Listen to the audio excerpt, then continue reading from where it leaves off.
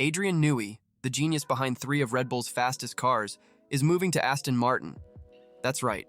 The guy who designed Red Bull's cars in recent years is now going to give wings to Fernando Alonso's team. But will this multi-million-dollar hire really change the game for Aston? What can we expect from the green cars in 2026? And how will Newey fit into a team that's already full of top engineers?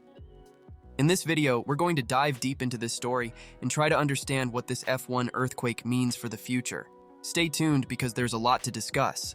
And if you like this kind of content, don't forget to subscribe to the channel to stay up to date with all the news. Let's start by breaking down this bombshell that just dropped in the paddock. Adrian Newey, the guy who's practically synonymous with championship-winning cars in F1, has signed with Aston Martin. But what does this mean in practice? First, it's a clear signal that Lawrence Stroll isn't kidding when he says he wants to make Aston a championship-winning team. Newey doesn't come cheap, folks. We're talking about a contract that could reach $30 million a year, plus an equity stake in the team.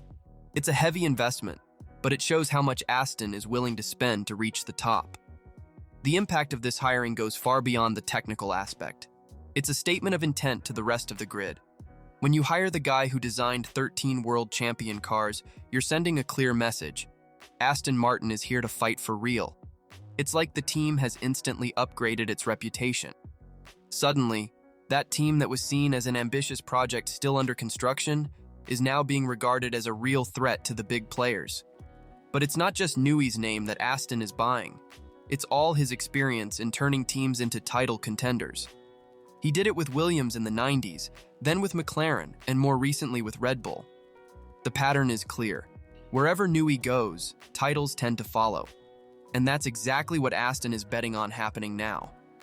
Now let's talk about 2026. That's the year everyone in F1 is watching, because it's when the new engine and chassis regulations kick in. And it's no coincidence that Newey will officially start at Aston in March 2025. This means he'll have plenty of time to put all his knowledge into the 2026 car project. And why is that so important? Because historically, Newey is a master at interpreting new rules and finding advantages that no one else sees. That's what happened in 2009, when Red Bull made a huge leap in competitiveness. It happened again in 2014, at the start of the hybrid era. And it happened again in 2022, with the new aerodynamic regulations.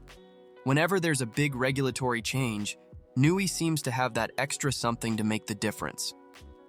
So, what can we expect from the Aston Martin car in 2026? Well, if Newey's track record is any indication, we're likely to see a car full of innovative solutions. Maybe some aerodynamic trick that no one else thought of, or a clever interpretation of the rules that gives a competitive edge. The fact is, with Newey in charge of the project, expectations for Aston Martin's 2026 car are going to be sky high. But it's not just the car that will change. Aston Martin will also have a new engine partnership with Honda starting in 2026. And here's another interesting point. Newey has experience working with Honda from his time at Red Bull. He knows how to maximize the partnership between chassis and engine, which could be a huge advantage for the whole project. Speaking of advantages, we can't ignore the Fernando Alonso factor in this whole equation. The two-time world champion Spaniard is known for his ability to develop cars and give precise feedback to engineers. Now, imagine that ability combined with Newey's genius. It's a duo with the potential to take Aston Martin to heights the team has never seen before. Alonso has already expressed his excitement about Newey's arrival, calling him an inspiration and saying it will be an incredible opportunity to work with him. And rightly so. Alonso has spent much of his career competing against cars designed by Newey. Now, he'll finally get the chance to drive one of them. It's almost as if the universe has conspired to bring together two of F1's greatest modern talents. But it's not just Alonso who should benefit from Newey's arrival. Lance Stroll, the team's other driver, will also have the opportunity to work with one of the biggest names in F1 engineering. For a young driver like Stroll, who's still developing, having someone of Newey's caliber giving input on the car could be a career game-changer. And you know what's even more interesting? Newey has a history of designing cars that adapt well to different driving styles. At Red Bull, we saw this with Sebastian and Webber, and later with Verstappen and Perez. So we might see an Aston Martin car that can get the best out of both Alonso's aggressive style and Stroll's smoother approach. All right, folks, Now that we've talked about the overall impact of Newey's hiring, the expectations for the 2026 car, and the partnership with Alonso, let's dive into a topic that's leaving a lot of people scratching their heads. How the hell is Newey going to fit into Aston Martin's current technical structure? You see, Aston isn't exactly lacking in technical talent. They already have Dan Fallows as technical director, who, by the way, worked with Newey at Red Bull. They also have Enrico Cardile, formerly of Ferrari, who will take over as chief technical director in 2025. Plus, other big names like Eric Blandon, formerly of Mercedes, and Luca Furtado. It's quite the team. So how will Newey integrate into this group without creating friction? Well, Aston Martin has created a special role for him, managing technical partner. This means he'll have a leadership position, but won't necessarily overlap with the existing hierarchy. It's a smart move because it allows Newey to use all his knowledge and creativity without creating internal conflicts. But don't think it's going to be easy. Integrating someone of Newey's caliber into an already established structure is a huge challenge. At Red Bull, for instance, he had total freedom to create. Will it be the same at Aston? And how will the other engineers react to his ideas? These are questions that only time will answer. What we do know is that Newey isn't the type to come in and impose his will. He's known for being humble and a great team player, but at the same time, he has his quirky ways of working. For example, he still prefers to draw by hand rather than use computers. How will this fit in with Aston's more modern methods?